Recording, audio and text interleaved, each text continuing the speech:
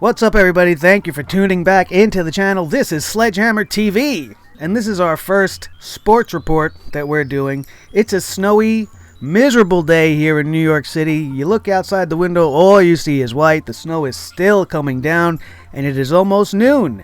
It was supposed to stop a while ago, but it just keeps coming. So I'm going to take this opportunity and this beautiful snow day to reach out to all you guys that I know are sitting home here on the East Coast and probably are looking around for something to do. Let's talk about the New York Knicks. There is some big news going around this morning regarding Charles Oakley and James Dolan, and we're going to get into that, even though it sucks. And the Knicks suck. And it makes me so embarrassed and disgusted. I've been a Knicks fan for a very long time. My Knicks fandom grew on me in the 90s. Underneath the leadership of the great Patrick Ewing and guys like John Starks and Charles Oakley. They would go one-on-one against some of the greatest teams in basketball history, most notably the Chicago Bulls, Michael Jordan, Scottie Pippen, Horace Grant, and those guys. Unbelievable stuff. This was a team that was built on rugged play. They played like street ballers, and they were teammates, true teammates. And New Yorkers, they appreciated this team because this was a working team, and if you mess with one of us, you mess with all of us, and that is usually the mentality in New York. You know, we have our differences, and we get into it with one another because we're New Yorkers, but if one of an outsider or somebody on another team has something to say or against or does something against one of us, we rise up as one, as New Yorkers, proud New Yorkers. It's been proven throughout time. You've seen it time and time again, from sports situations to real life situations like 9/11 and terrible tragedies like Sandy and all these things. We come together as one, as every community should, and we stand tall. And that's almost what happened last night at Madison Square Garden. Charles Oakley was attending the game. He purchased a ticket to the game, which means he is allowed to be there. And the report states that Charles Oakley was asked to leave the game. Now, we don't know why he was asked. It's being said that he was being disruptive and disrespectful and shouting expletives and disrespectful comments towards James Dolan. But if you think about it, how much could he possibly have said in 4 minutes? And they were far enough away from each other, a few rows back when you watch the footage, that I don't think anything could really have been said in real communicative form, like Dolan could really hear him clearly. I don't know. I wasn't there, as most of us weren't. But when you watch the footage, and when you hear the reasonings from both sides of the story, because there's always two sides to every story.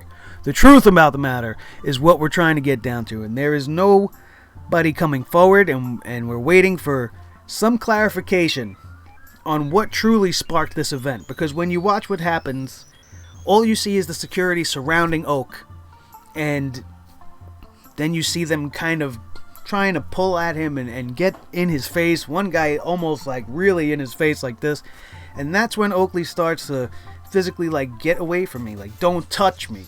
And we've all been there. Like, you can have a conversation with me, you could ask me to leave, but I'm going to have my conversation with you if I want to know why. That doesn't give you the right to touch me or get in my face just because you're a security guard. Like, let's talk, let's communicate, what's the problem? And then you're going to start grabbing at me or getting within my personal space. I'm going to be like, get away from me, don't touch me. And you see that happening, and these guys were persistent. So then Oakley got persistent, starts pushing the people away, mushed one guy in the face with his finger at one point, and then next thing you know, he's being grabbed by three guys, and they're pulling him out of Madison Square Garden. The New York Knicks state this as the reasoning why. He was being disruptive.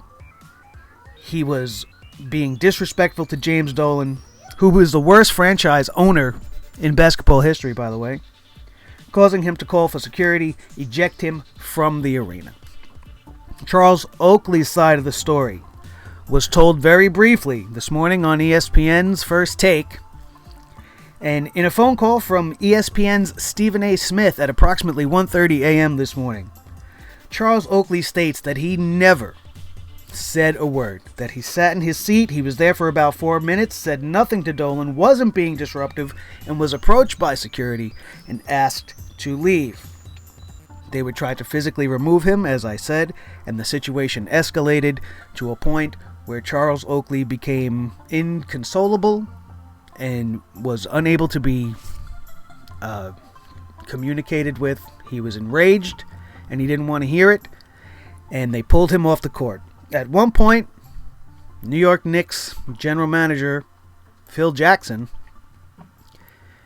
took it upon himself to try to get involved, but he was unsuccessful, going as far as to reach out to Michael Jordan, who's one of Charles Oakley's best friends, to try to intervene and call Oakley and try to calm him down. But at that point, it was already too late, as Charles Oakley was being arrested by NYPD for criminal trespassing, which is an interesting charge because the Knicks organization state that there is no such order against Charles Oakley. And if there is not, then there is no real valid reason for them to have ejected him from the game. Because, according to him, he was not doing anything. Now, as we stated a little earlier, Charles Oakley is from an age and of an era where if you want to violate my personal space, I'm not going to allow that. And that is the essence of my issue with the whole thing.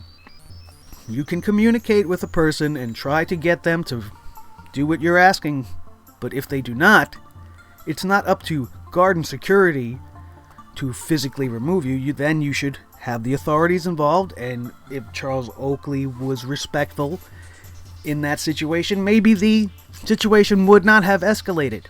But it didn't look to me like guard security was being respectful. The situation's very cloudy.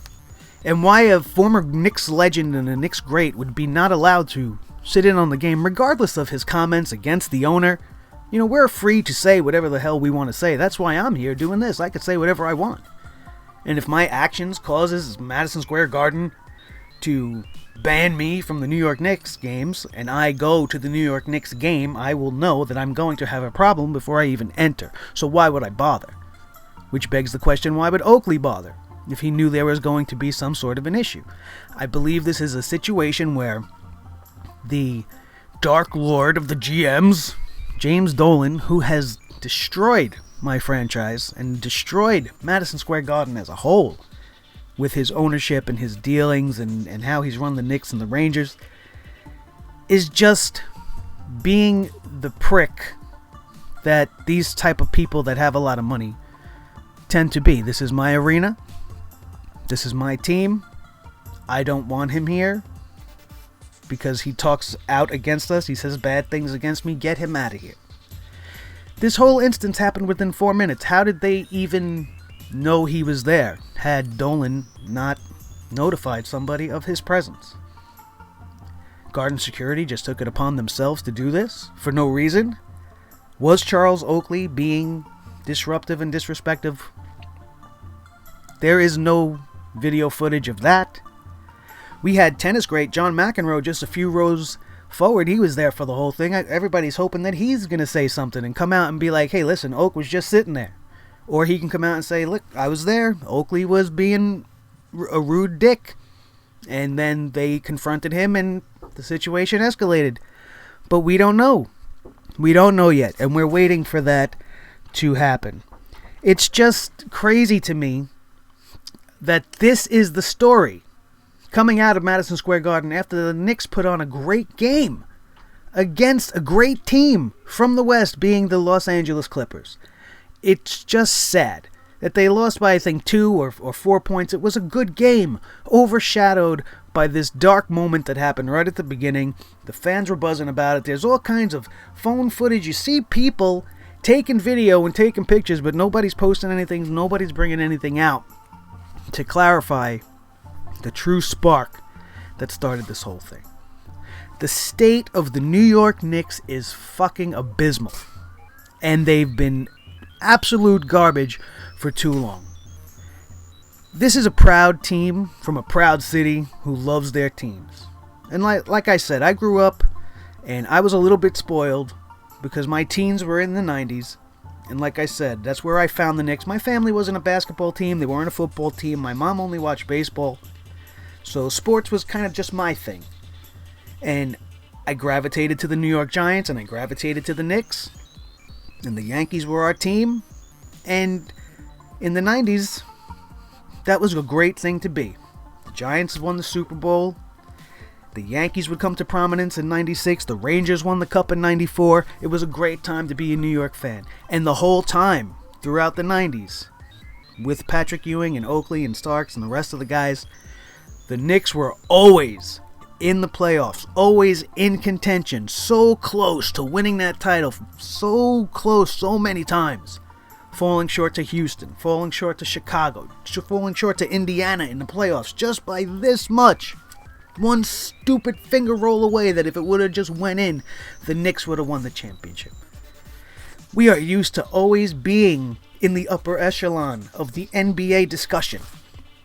But in the last decade, maybe more, it has not been the case. The Knicks have just been bargain basement, bottom feeding trash.